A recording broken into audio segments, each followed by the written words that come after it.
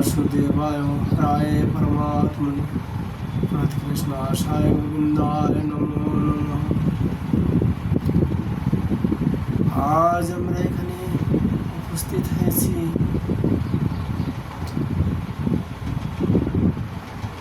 ভগবানের অষ্টম অবতার ঋষভ দেব যেন যে উপদেশ করেছেন সমস্ত মানুষের কল্যাণের জন্য, সেই ভাগবতী কথা যৎকিঞ্চিৎ আলোচনা করার জন্য আমরা উৎসাহ হয়েছি। তাই আপনারা যে যেখান থেকে শুনছেন মনোযোগ দিয়ে ভগবান ঋষভ দেবের উপদেশটি শ্রবণ করা এবং পালন করা বিশেষ প্রয়োজন। ঋষভ দেব বললেন, নায়ং দেহ ভাজং নির্লোকে কষ্টং কামানহতিং বিভোজং যে তপো দিব্যং পুত্রিকা যেন সত্যং শুদ্ধ উদ্দস্মাদ ব্রহ্ম সক্ষং তনন্তম।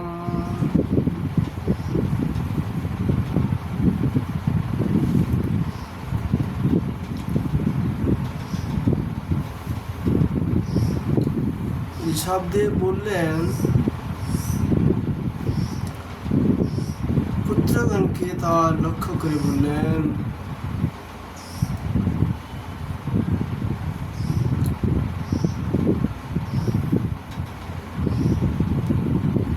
এই নরলোকে মনুষ্য শরীর দুঃখময় বিষয় ভোগের জন্য নয়,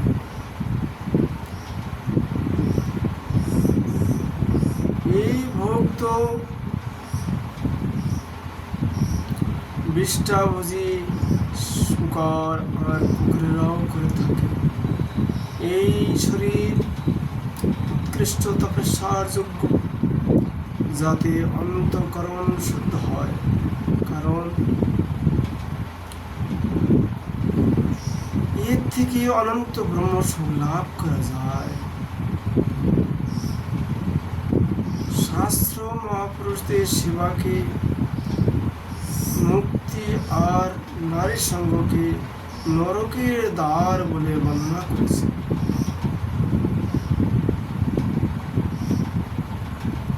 মহাপুরুষ তাকেই বলা হবে যিনি সমচিত্ত, প্রশান্ত, ক্রোধরহে সকলের মঙ্গল কামনা করেন।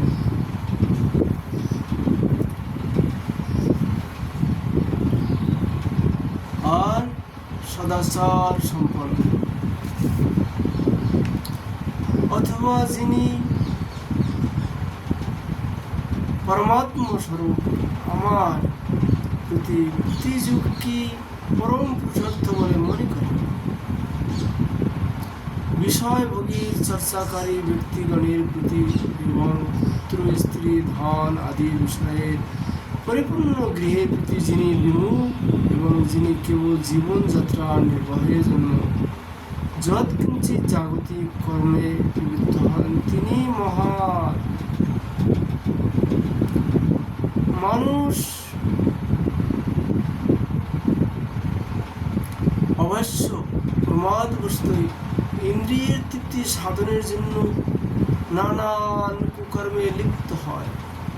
আমি একে ভালো বলে মনে করি না, কারণ এই সবই জন্য আত্মাকে অসাধ আর দুঃখদায়ক শরীর ধারণ করতে হয়।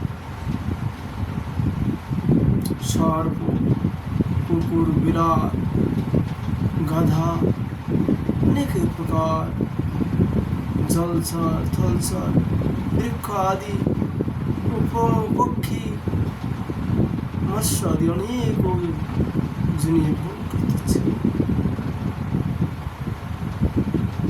যতক্ষণ না মানুষ আত্মতত্ত্ব জানার জন্য যত্নশীল হয়, ততক্ষণ অজ্ঞানবশত দেহ আদি দ্বারা তার স্বরূপ অভিভূত থাকে। যতদিন এই লোক ও বৈদিক কর্মের অনুষ্ঠান চলতে থাকে, ততদিন মনের মধ্যে কর্মের বাসনাও জাগ্রত থাকে। আর এর থেকে শরীর লাভ হয় ও সংসার বন্ধনে বাধা করতে হয়। এইভাবে অবিদ্যার দ্বারা নিজ স্বরূপ আচ্ছাদিত হওয়ায় মন কর্ম বাসনার বশীভূত হয় এবং বারবার মানুষকে কর্মে প্রবৃত্ত করে। অতএব যতদিন আত্মস্বরূপ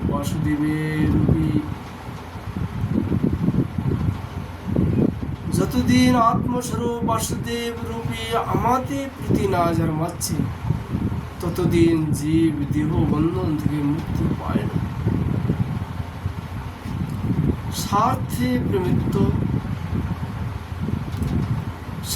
স্বার্থে প্রমত্ত মানুষ যতদিন বিবেক দৃষ্টি দ্বারা ইন্দ্রিয় সকলের চেষ্টাকে মিথ্যা না মনে করে, যতদিন স্বরূপ স্মৃতি হারিয়ে অজ্ঞান বস্তু বিষয় সুখে পরিপূর্ণ গৃহাদি প্রীতি আসক্ত হয়ে নানান ক্লেশ ভোগ করে।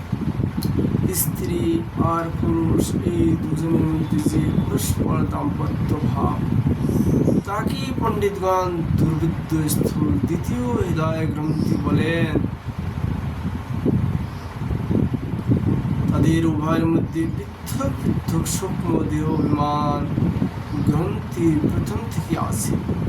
এই মোহ থেকে গৃহ, পুত্র, মিত্র, ক্ষেত্র, ধন ইত্যাদিতে আমি এবং আমার এই মোহ জন্মায়।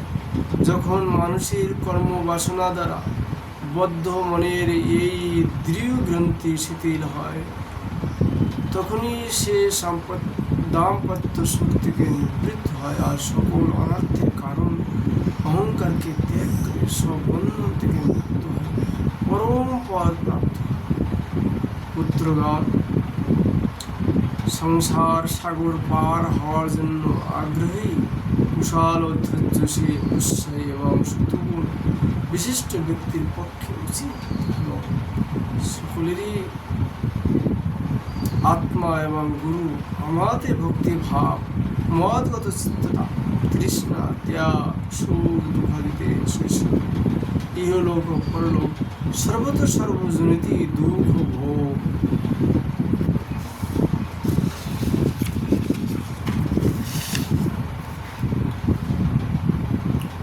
সুনিশ্চিত এই বোধ, তত্ত্ব জিজ্ঞাসা, তপস্যা, সকাম, কর্ম ত্যাগ, আমার নিমিত্ত কর্মের অনুষ্ঠান, নিত্য আমার কথা শ্রবণ, ভক্ত সঙ্গ, আমার গুণ কীর্তন, বহির্ত্যাগ, সমদৃষ্টি, শান্ত ভাব, শরীর এবং গৃহ ইত্যাদিতে অহং বুদ্ধি ত্যাগ বা ত্যাগের ইচ্ছা, অধ্যাত্ম শাস্ত্রের অভ্যাস, নির্জনে অবস্থিত প্রাণ ইন্দ্রিয় মনের সংযম, শাস্ত্র ও সাধুগণের প্রতি শ্রদ্ধা, পূর্ণ ব্রহ্মচর্য পালন, কর্তব্য পালনের সতর্কতা, বাক সংযম, সর্বত্র আমার প্রকাশ অনুভবী বা মর্মীর দৃষ্টিতে তত্ত্ব বিচার, যোগ সাধনা দ্বারা অহংকার রূপী এই লিঙ্গ দেহের লয় বা বিনাশ। মানুষের উচিত সাবধানে অবিদ্যাজাত হৃদয় গ্রন্থির বন্ধনে শাস্ত্রোক্ত রীতিতে এই সকল সাধনের দ্বারা যথার্থভাবে ছিন্ন করার কারণ এটি কর্মসংস্কার সমূহের আশ্রয়। তারপর এই সাধককে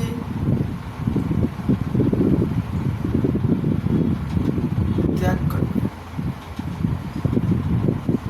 তারপর এই সাধনাকেও ত্যাগ করবে।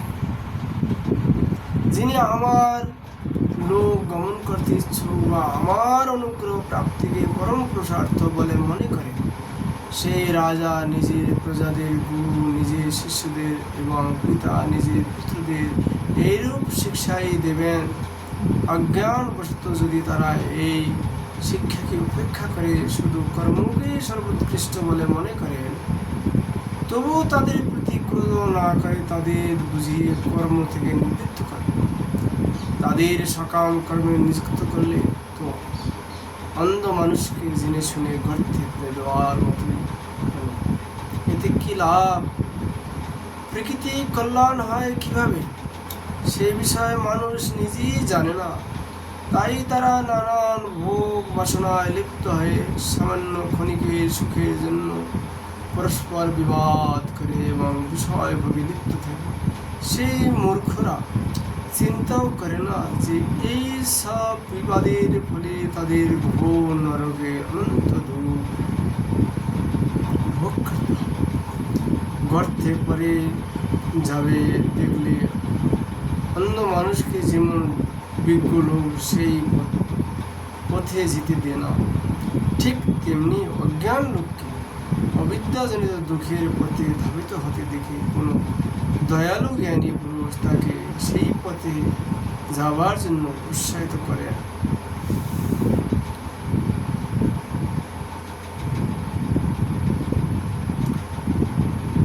যে সেই পথে উৎসাহ সে কে? সে হলো গুরু। মাতা পিতা সে भी গুরু বড়, কারণ মাতা পিতা পশু পঞ্চীরাও সৃষ্টি বৃদ্ধি করে মাতা পিতা হয়, কিন্তু তারা জন্ম মৃত্যুর হাত থেকে বাঁচাতে পারে না তাদের সন্তানকে।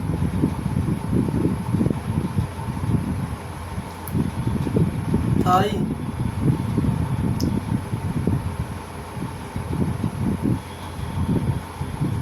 ঋষভদেব বললেন, গুরু ন সৎ স্বজন ন সৎ পিতা ন সজ্জননে ন সৎ দৈবং ন তৎসন্ন প্রতিচ্ছ সৎ ন মোচয়দ্দং সমুপেত মৃতম। তিনি কি বললেন?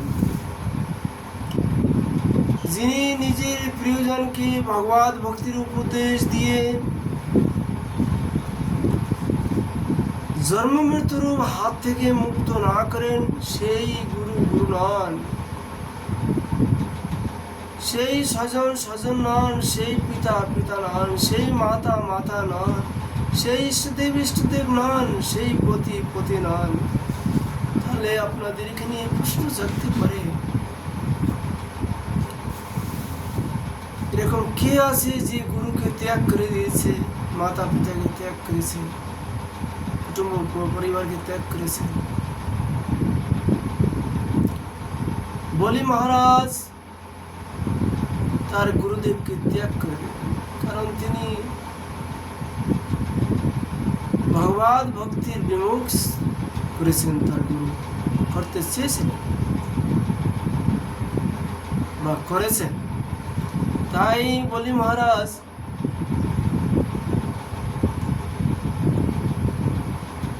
ওনার গুরুদেব শুক্রাচার্যকে ত্যাগ করেছিলেন। বিভীষণ বন্ধু বান্ধবকে, ওনার ভাই রাবণকে ত্যাগ করেছিলেন। বন্ধু বান্ধব কুটুম্ব পরিবার সব ত্যাগ করে তিনি ভগবত ভক্তি করতে লাগলেন।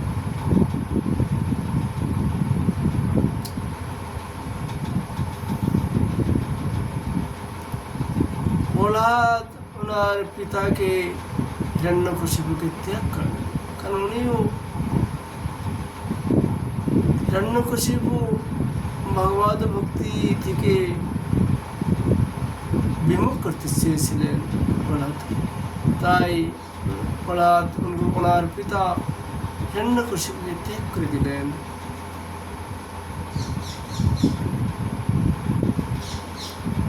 ভরত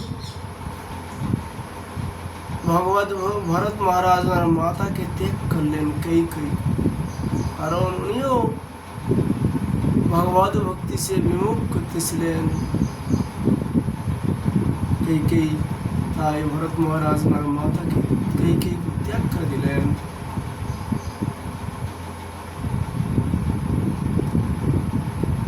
পতিকে ত্যাগ করলেন কে?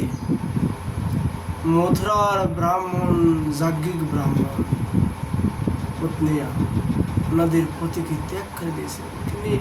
কেননা ভগবত ভক্তি থেকে উন্নয়নেও ব্রাহ্মণরাও ভগবত ভক্তি থেকে ওনাদের পতিদেরকে দূর করেছিলেন বা দূর করতে চেয়েছিলেন। সেই জন্য ব্রাহ্মণ পত্নীগণ ওনাদের পতিদেবকে ত্যাগ করে দিয়েছিলেন।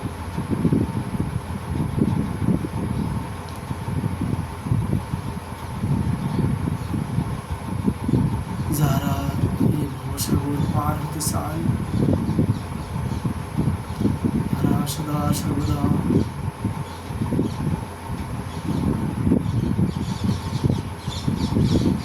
ভগবানের ভজন করার চেষ্টা করবেন। যাদের ভজন করার রুচি এখন পর্যন্ত হয়নি, তারা সাধুসঙ্গ, প্রথমে সাধুসঙ্গ করতে হবে। সাধুসঙ্গ শ্রদ্ধা আছে, তাই বলেছেন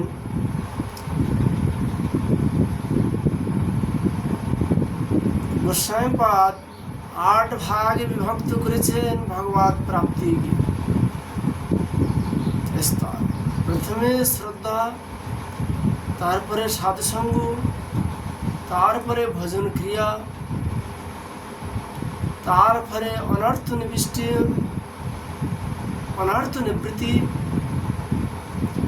তারপরে নিষ্ঠা, তার রুচি, ভাব, রতি, যাকে প্রেম বলা হয়,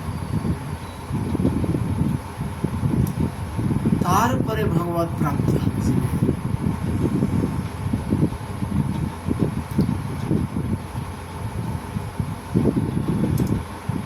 তাই ঋষভদেব সমস্ত মানব জাতিকে কল্যাণের জন্য পুত্রগণকে লক্ষ্য করে উপদেশ করেছেন। এই উপদেশটি আমাদের মনে রাখা উচিত।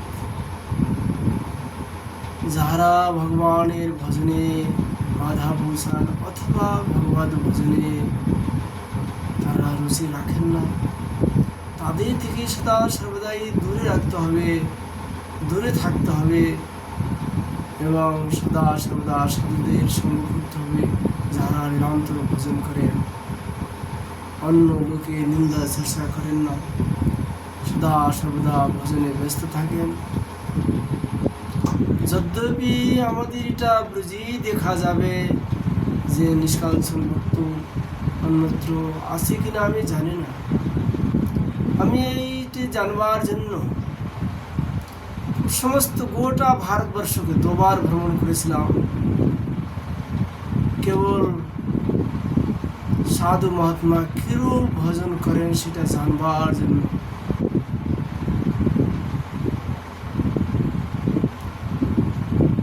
শেষে আমি নিষ্কর্ষ নিলাম যে বা দেখতে পেলাম, অনুভব হলো, তাহাতে আমি বুঝতে পেলাম নিষ্কাম ভক্ত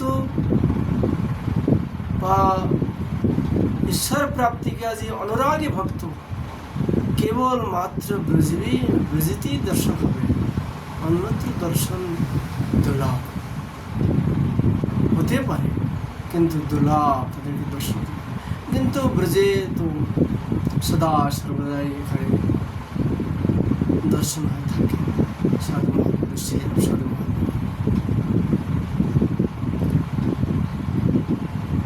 আমি যখন ছোট ছিলাম তখন ব্রজের অনেক প্রাচীন মহাত্মা আমি দর্শন করেছি।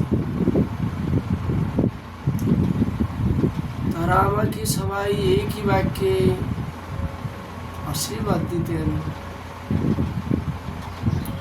দিয়েছেন, তুমি ভজন করতে পারবে, তোমার ভজন হবে। তারা সে সময় 100 বর্ষ আয়ু ছিল তাদের, প্রাচীন মহাত্মা সময় ছিল। এখন তো তারা সকলে গোলকবাসী হয়েছেন। 50 বছর পূর্বে আপনারা যেসব মহাত্মা দেখেছেন বা দেখেছি, তারা আজ তার থেকে হালকা হয়ে গেছে। আজ যাদেরকে দেখতে পাচ্ছেন 50 বছর আগে চলে আরও হালকা হয়ে যাবে। এইভাবে ধীরে ধীরে কলির যুগ বাড়তে থাকবে, আর সাধারণ ভোজন মানুষের হালকাই দেখা হয়ে যাবে। কলিকা প্রভাব, কিন্তু এই মানব জাতির জন্য চৈতন্য মহাপ্রভু এক তোফা দিয়েছেন বা এক উপহার দিয়েছেন, সেটা হলো নাম সংকীর্তন। হরে কৃষ্ণ কৃষ্ণ কৃষ্ণ হরে হরে, হরে রাম রাম রাম হরে হরে। এই মন্ত্রটি সদা সর্বদা জপ করতে থাকবেন, যে যেখানে যে পরিস্থিতি আছেন। আজকের মতো আমরা এখানে ঋষভদেবের উপদেশ প্রসঙ্গ বিশ্রাম করছি।